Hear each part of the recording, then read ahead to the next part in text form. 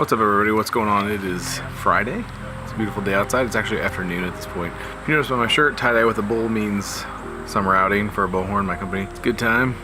Went to a brewery, played some bags, played some flip cup, just kind of hung out. It's a good day. Today, last day of the week. I'll call it Sean's week this week because it just seems like every topic's been related to Sean. Today I wanted to kind of talk about connecting with people. Sean's always been my hero. I've always looked up to Sean. Me and Sean are very different people. We have very different wants and desires, and we've always been very different.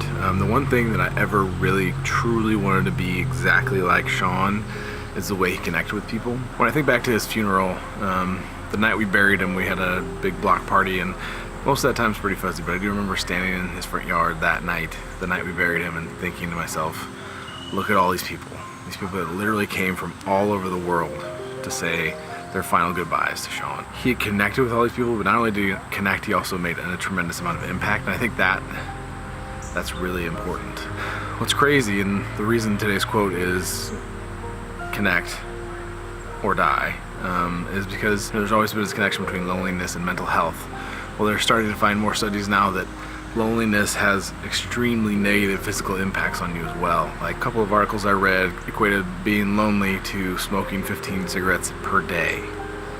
That's a tremendous negative impact on your health, and I think you're great. I don't want anybody to be lonely. I don't want anybody to feel hopeless or alone. Like that's just it's something that nobody in this world should feel. I chose this topic because this is a challenge for me. Like, I'm a very introverted, awkward, quiet person. And being in group settings is not my forte. It's something that I'm actually terrible at.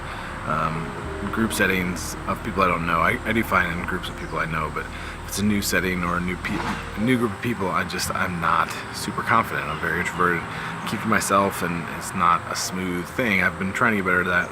I've been trying to push myself through that, but it's not easy, and it's something that a lot of people struggle with. It's not easy, but it is necessary, and I think that's the key is finding a way to find people that you can connect with. It's not easy, but it's necessary. It's necessary for your survival, for our survival as a species. We're instinctually driven to have a community, and if you don't have that community, it's bad for your mind, it's bad for your body. So find that community. Look, I'm not saying everybody should be with somebody all the time. You need your alone time. You need to be able to process. You need to be able to kind of reflect. You need to be able to decompress. I'm not saying that personal time isn't a good thing. I love my personal time. I love being in quiet and my headphones on and just chilling. Like, I love that. I love meditating. It's important. But I'm talking about, honestly, having nobody to connect with, nobody that you can count on, nobody that's just there for you. Like, there's nobody in your world. Like, that is a scary thought. I am lucky to never been in that situation, but if you are, you're not alone. There's people out there that are just like you, and they want to connect just like you. So how do we fix this? This is a tough one. This isn't like a line of code or a little spat between friends or a couple. I don't think there's like a one-size-fits-all solution. Like, there's just no way to say, like, just do this, be positive, like wake up and just go do something. Like, it's not that simple.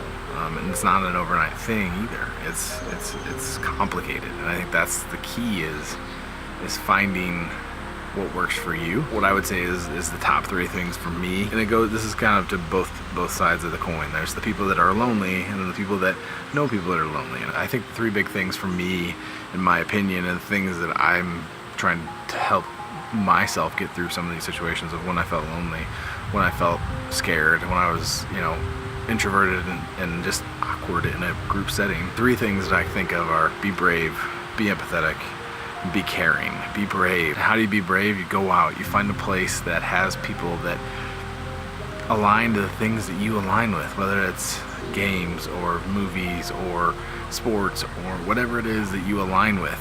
Find that, connect with that. Be empathetic. If you're in a group or people in your life that don't have that person, be that person. Know that they're struggling and find a way to get connected with them. And three, be caring. This isn't easy, and transitioning out of it is not going to go smoothly. I don't think this is going to work. Well, that was lovely, that little weed eater action. But what I was trying to get to was the last part is be caring. And when I say be caring, understand that people that are kind of transitioning out of loneliness or depression or both, It's not just like you flip a switch and it's like, oh, you invited me to go out. Oh yeah, for sure, I'll come hang out. Like, I want to be social. Like, people do want to make that connection, but it doesn't mean it's easy to make that connection. So be patient, be supportive, be caring, because when they come out, if they come out in the first invite or the second invite or the third invite, if they do, be supportive. Understand that they haven't been in social scenarios for a while. Could be a couple days, could be a couple months, could be a couple years. Just be understanding, be caring. You need to give them time. Show your support, be caring, and just be there. Doesn't have to be always social. It could just be talking in the beginning. The bottom line is, this is not a simple fix, but I can tell you right now that this world is too big. There's too many people in this world that have all kinds of random likes and interests, that there's somebody out there for everybody to connect with. It doesn't have to be emotional like a relationship, like in love, like just connection, just being together, finding a community. It's important. Find your community, find your connection, find somebody your life truly depends on it. Hope everybody has a great weekend. I hope you find somebody to connect with. Take care, everybody.